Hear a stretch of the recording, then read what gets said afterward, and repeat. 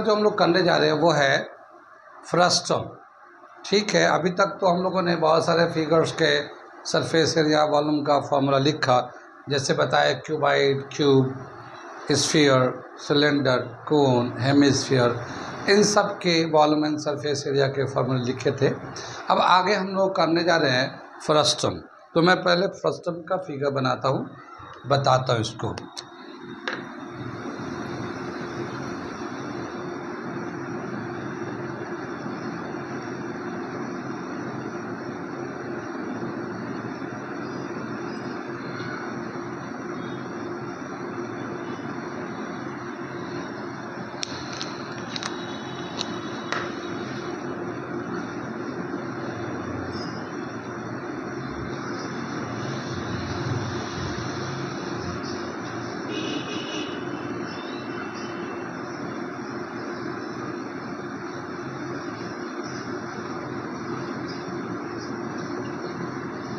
ये हमारा एक फ्रस्टम का फिगर है। फ्रस्टम का जो फिगर होता है जस्ट लाइक बकेट होता है, बाल्टी तो देखा होगा, बाल्टी का जैसे फिगर होता है ऐसे फ्रस्टम का फिगर होता है।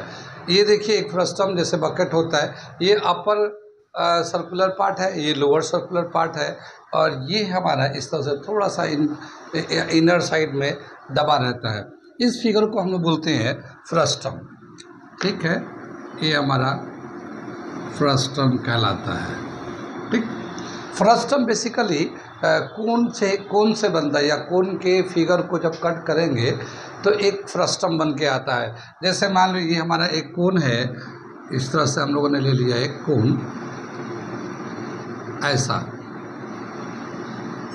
और इसको अगर हम लोग यहाँ से कट कर लगा दे, इसको यहाँ से कट कर दे, तो जब ये पार्ट कट हो जाएगा तो ये निकाल देते इसको कट करके, तो ये जो लुक आएगा ये बिल्कुल ये इस तरह का आएगा, ये फ्रस्टम का आएगा। तो कोन को जब कोनिकल पार्ट से कट करते हैं या अपर पार्ट से कट करते हैं, तो जहाँ से भी जितने भी हाइट से भी कट करो, तो जो बचा हुआ जो पार्ट है वो जो लुक देगा वो फ्रस्टम कहलाता है। ठीक है, फ्रस्टम समझ में आ रही है। इसका जो हाइट है, ये यहाँ से यहाँ तक जो हाइट है ये एच कहलाता है। ये दो तरह के रेडियस है, एक ऊपर में सर्कल है, एक नीचे सर्कल है। तो जो ऊपर वाला सर्कल है वो बड़ा रेडियस इसका बड़ा है, R1 ले लिया हमने, और ये जो दूसरा सर्कल है जो दूसरे तरफ है वो छोटा सर्कल है, उसका रेडियस को R2 ले लिया। और यहाँ से ये जो तिरछा साइड है स्लाइन, जैसे यहाँ पे हम लोग कोन में तो हम लोग स्लैंट हाइट लेते थे, वही स्लैंट हाइट L है, इसको हम लोग स्लैंट हाइट बोलते हैं। कितनी बार समझ में टर्म समझ में आ गया। R1, R2, L and H ये सब फिगर दे रखा था। इसका जो फॉर्मूला है, जैसे curve surface area, total surface area या वॉल्यूम ऑफ फ्रस्टम जो है, ये बहुत सिमिलर टू कोन का है, सिमिलर टू कोन है। यानी अगर कोन के फॉर्मूले याद होंगे तो उसी से मिलता जुलता इनका फार्मूला है। तो जो लोगों को कोन का फार्मूला याद है उन्हें बहुत आसानी से समझ में आ जाएगा ये फार्मूला। चलते इसमें तीन फार्मूले हैं, एक दे रखा कर्व सरफेस एरिया, दूसरा टोटल सरफेस एरिया, और तीसरा वॉल्यूम ऑफ द फ्रस्टम। तो उनको लिखता हूँ मैं, ठीक है।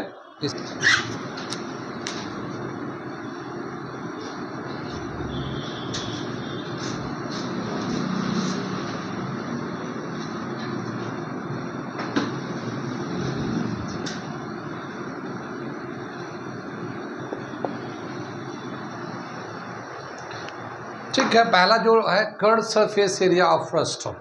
कर्व सरफेस समझते हैं, जैसे हम लोग बकेट में देखते हैं तो जो आउटर है, outer not top not bottom, ना ऊपर का टॉप लेना है ना बॉटम लेना है, उसका जो कर्व पार्ट है उनका कितना सरफेस एरिया होगा। अगर हम लोग कोन का देखते हैं तो कोन का surface area, curve surface area का फॉर्मूला था पाई RL, ये था ना, याद है। अब हम लोग फ्रस्टम का कर्व सरफेस एरिया लिखते हैं तो क्या दे रखा है, पाई L R1 प्लस R2।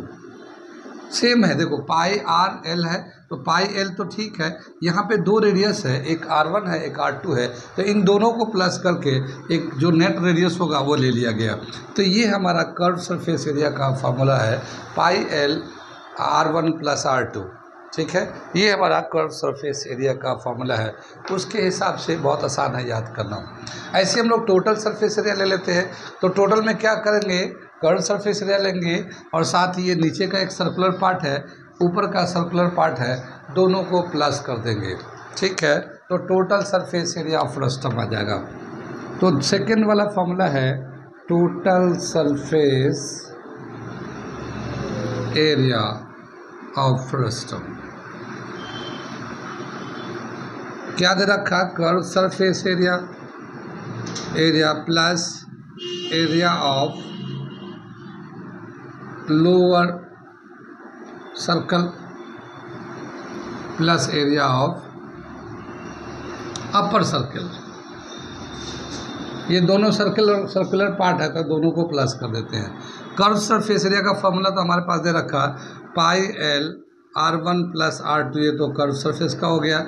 अगर लोअर का लेते हैं या अपर का लेते हैं तो पाई r1 square plus pi r2 square, ये हमारा आ जाएगा दोनों सर्कल का एरिया। दोनों अलग अलग है इसलिए हम लोगों ने रेडियस r1 r2 लिया है यहाँ पे। अब ये क्या देख रहे हैं कि पाई जो ना सब में कॉमन है, तो चाहे तो हम लोग पाई को कॉमन ले लेते हैं यहाँ से और ये हो जाएगा एल r1 प्लस r2, ये तो इसका हो जाएगा। फिर यहाँ r1 square plus r2 square और पाई सब में से बाहर निकाल दिया। तो पाई को एक बार यूज़ करेंगे, बार बार पाई को यहाँ रखेंगे ना तो अलग अलग जगह पे वैल्यू डालना पड़ेगा, फिर मल्टीप्लाई करना पड़ेगा, तो वैल्यू बदलता रहेगा, कॉम्प्लिकेट होता रहेगा। तो कॉमन ले लेने से ये इजी हो गया। ठीक है, तो क्या आ गया? Total surface area of frustum का formula L r1 plus r2 plus r1 square plus r2 square. ठीक है ना, ये हमारा टोटल सरफेस एरिया। अब हम लोग चलते हैं वॉल्यूम ऑफ फ्रस्टम निकालते हैं। वॉल्यूम ऑफ कोन का फॉर्मूला याद है? वॉल्यूम ऑफ कोन का फॉर्मूला मैं लिख देता हूँ, तो यहाँ पे एक बार 1/3 पाई r1 r स्क्वायर h, ये है ना कोन का फॉर्मूला। अब हम लोग देखते हैं फ्रस्टम का क्या फॉर्मूला है इसका। ठीक है, इसे मिटा दूँ पहले। ये थर्ड पार्ट लेते हैं, वॉल्यूम ऑफ फ्रस्टम। क्या दे रखा? 1/3 पाई h, ये है volume of frustum. 1/3 pi h r1 square plus r2 square plus r1 r2 का मल्टीप्लाई कर दिया, तो ये हो गया हमारा कोन का। जैसे था 1/3 पाई r स्क्वायर h था, तो पाई h तो h ही वाला हाइट है, ये तो सेम ही है, पाई भी सेम है 1/3, सिर्फ r में डिफरेंस है, तो r1 square plus r2 square plus r1 into r2, ये हम लोगों ने वॉल्यूम ऑफ फ्रस्टम का फॉर्मूला लिख दिया। कितनी बात समझ में आई? ये 3 फॉर्मूले हैं वॉल्यूम के लिए। आगे क्या बताया कि मान लो यहाँ पे जैसी स्लैंट हाइट दे रखा है, तो स्लैंट हाइट का वैल्यू दिया भी रह सकता है, नहीं भी दिया होगा तो उस केस में स्लैंट हाइट का क्या रिलेशन होगा उसका मैं फॉर्मूला लिख देता हूँ। तो एक जो है ये आर्क के रेस्पेक्ट में यहाँ से फॉर्मूला ड्रॉ कर लेते हैं। यहाँ पे ये अगर हम लोग देखते हैं तो यहाँ पे क्या करते हैं, ये टोटल r1 यहाँ से यहाँ तक है, r2 से छोटा है, तो r1 में से r2 को माइनस कर देंगे तो जो बचेगा वो लेंथ यहाँ पे बच जाएगा। तो r1 में से r2 को माइनस किया तो ये लेंथ बच गया, और ये जो हाइट है ये हाइट इसी के बराबर है। ये एक हमारा राइट एंगल ट्रायंगल बन गया।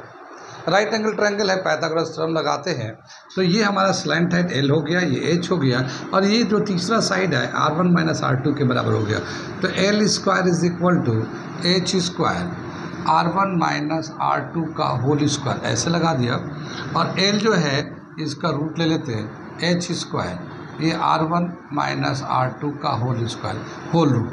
तो ये स्लैंट हाइट, अगर स्लैंट हाइट का वैल्यू दे रखा क्वेश्चन में तो ठीक है आप डायरेक्ट यूज़ कर लीजिए, और अगर नहीं दे रखा है तो ऐसे कंडीशन में इस तरीके से आप स्लैंट हाइट को निकाल सकते हैं। कितनी बात समझ में आई? यहाँ तक समझ में आया? ये 3 फॉर्मूले हैं फ्रस्टम से रिलेटेड। आगे एक चीज़ और भी है जो बहुत ही इम्पॉर्टेंट है, और वो है relation between radius and height. यानी कि हाइट में और रेडियस में क्या रिलेशन है, फ्रस्टम नहीं कोन का। कोन से जब फ्रस्टम बनाते हैं तो ऐसे कंडीशन में क्या रिलेशन होता है, वो एक रिलेशन बताते हैं। बहुत सारे क्वेश्चन करने के लिए हमें उस रिलेशन की ज़रूरत होती है, तो मैं उसको बताने जा रहा हूँ। यहाँ तक कुछ पूछना तो नहीं, नोट कर ले आप लोग, नोट कर ले इसे। तो हम लोग क्या देख रहे थे, एक रिलेशन निकालने जाते थे। ये हमने एक कोन बना दिया, कोन बना दिया। ये हमारा डायमीटर हो गया पूरा, ये कौन है, इसका वॉल्यूम का formula 1/3 pi R square H, ये तो जानते ही जानते हम लोग, वॉल्यूम है ये। ठीक है, अगर हम लोग यहाँ से इसको कट लगाते हैं, यहाँ से इसको कट लगा दे, ऐसे कट कर दे, ठीक है ना, तो ये जो कट होगा तो ये हमारा एक यहाँ फ्रस्टम बन जाएगा, ये हमारा यहाँ से ये हमारा फ्रस्टम हो जाएगा,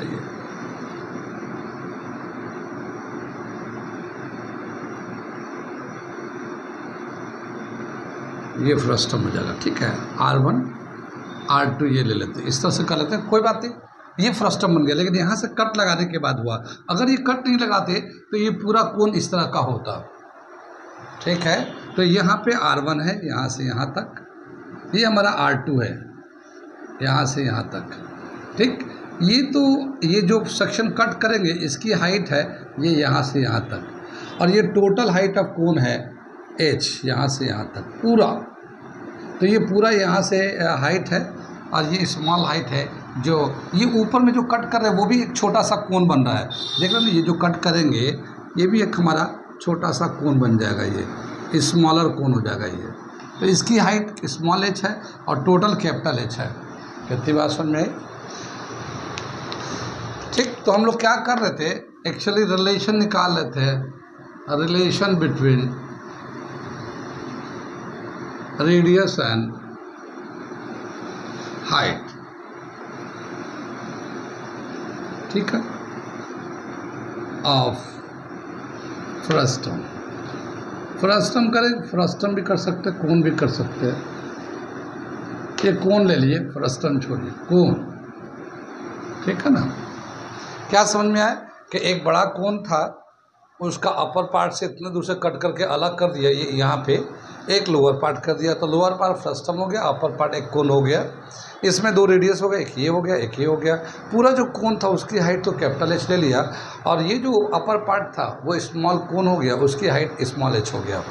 अब क्या देखते हैं हम लोग कि इन दो ट्रायंगल को सिमिलर करते हैं। जैसे एक ट्रायंगल ये A है, ये A, ये B, ये ABC, ये बड़ा ट्रायंगल ले लेते हैं हम लोग, ABC, ये एक बड़ा ट्रायंगल हो गया।